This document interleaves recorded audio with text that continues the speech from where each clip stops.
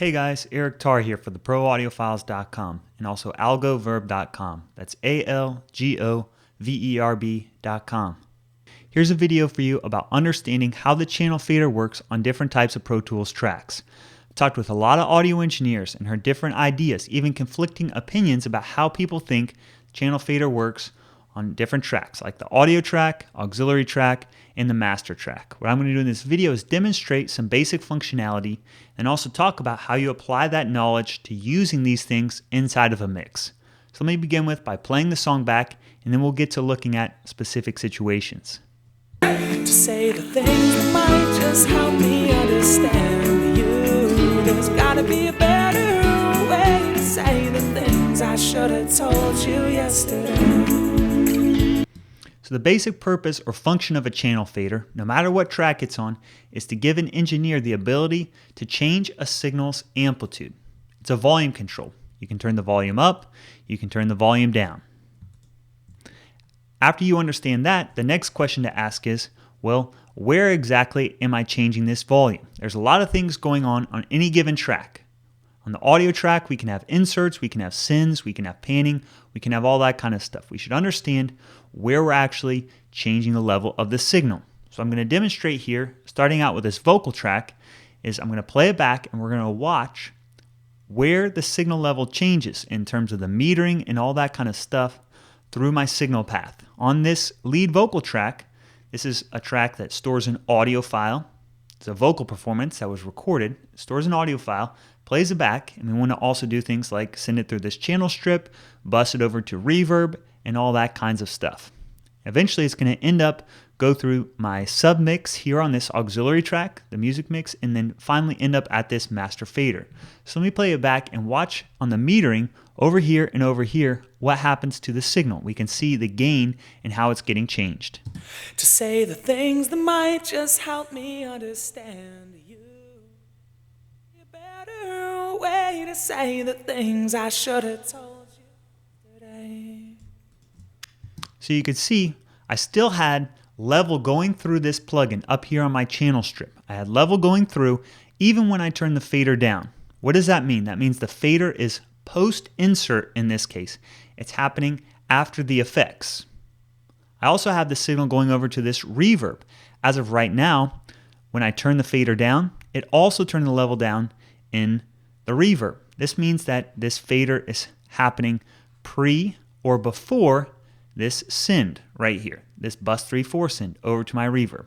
Then the output of this track is going over to my music mix. That's my auxiliary track. So when I turn the level of the signal down here, it's happening before the output over here at bus 21, 22. So I'll play this again and watch the different metering. To say the things that might just help stand you. There's gotta be a better. One thing you do have control over as an engineer is whether this channel fader happens before the auxiliary send, or actually whether the auxiliary send, you're moving the place in which this is going to occur. So I could change it to be pre. Now what happens is as I turn this level down, my auxiliary send is still happening before this channel fader. To say the things that might just help me understand you. So as an audio engineer, you can think about in your mix whether it's appropriate to have this fader be before your auxiliary send or whether it's better to be afterwards. Right? So that, I think, demonstrates the basic functionality of the channel fader on an audio track. For the most part, it's going to be post-insert, and then you have the option whether you want it to be pre or post-send.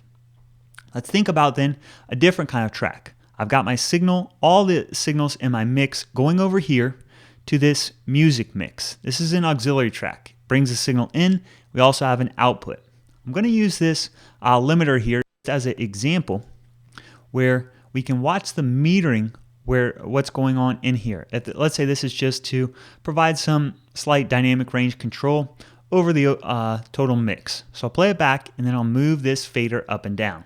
To say the things that might just help me.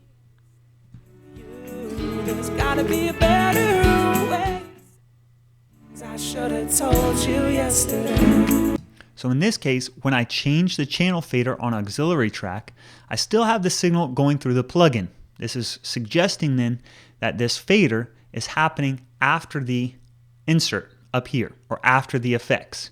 Let's compare that to what would happen if I move this limiter over here to my master fader and then change the level of this fader right here. To say the things that might just help me understand. There's gotta be a better way to say the things I should have told you yesterday. So when we compare the auxiliary track over to the master track, one big difference is this channel fader, whether it occurs before or after the inserts. When my plugin is over here on the auxiliary track, this channel fader happens post the inserts on this track. But over here on the master track, this fader happens before the inserts on this track. So that's one thing to understand, whether it's pre or post, because it's different across these two kinds of tracks. You might use them for similar purposes, but you need to understand where the gain structure is actually being affected. So that's the first thing. The next thing I want to talk about is how you apply this knowledge to your mix. I've heard this is where I get lots of different opinions. First off, one thing to understand, when you are working with a channel fader, it's just changing the signal level. There's nothing really actually that special about it. When we're processing a signal, whether it's on an auxiliary track or on a master track, when we actually process it to change the amplitude, we are working at a resolution of audio of 32-bit floating point. What that can mean for you is you basically have infinite headroom. Really can't clip the signal when you're working with it on either of these tracks. You also have a noise floor that's basically non-existent. It's so quiet we don't have to worry about it because we're at 32-bit floating point. Therefore, you don't have to necessarily get too worked up about whether your master fader is up a little bit or whether it's down. Same thing over here on your auxiliary track. It's really just a simple gain control. There's nothing fancy about it at all. You just need to understand whether it's happening before or after your effects. And with that being said, don't just feel like you're limited to one kind of track only allowing you to have gain after the effects, or another kind of track where you can only control the gain before the effects. Your channel fader, you can think of it as nothing more than like a trim plugin. As an example, let's say on your master fader, you wanted to have pre-effects gain control like you have with this fader. You also want to have post-effects gain control. This is a common one that I end up using a lot, where what I like to do is automate like a fade out and have that automation occur after all my effects. Well, all you have to do is go to your final insert slot right here, pull up a multi-mono trim plugin. This trim plugin is exactly the same processing as your master fader, whether it's happening before the effects or after the effects. Now I have control. I just put up a trim plugin, and this gain control right here is identical to the gain control on my master fader. Nothing fancy. If I wanted to, I can automate this, and now on my track, I can go in and automate the gain after the fact, or automate the gain ahead of time. If you've got all these, the gain structure of your song going into your fader and it's a little bit too hot for the overall mix, just turn your master fader down. It's not that big of a deal at all. If it's too quiet, just turn it up a little bit. It's just a simple gain control. Nothing fancy at all about it. Same thing on your auxiliary track. If you want to have pre-effects gain control, put a trim plugin up here. Now you can change the volume going into all these inserts, and now you can change it going out. Just think of these things as a trim plugin, if that's a simple way to really boil it down to nothing more than a gain control. So I think that gives you some demonstrations and some ideas about working with your channel fader. If whenever in doubt, if you're concerned about automating things or anything like that, pull up a trim plugin. Just use that in the same way. Or you could even, put a trim plugin at the beginning, put a trim plugin at the end, and then forget about your channel fader.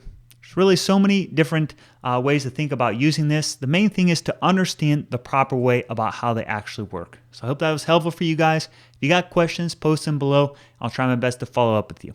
Take care.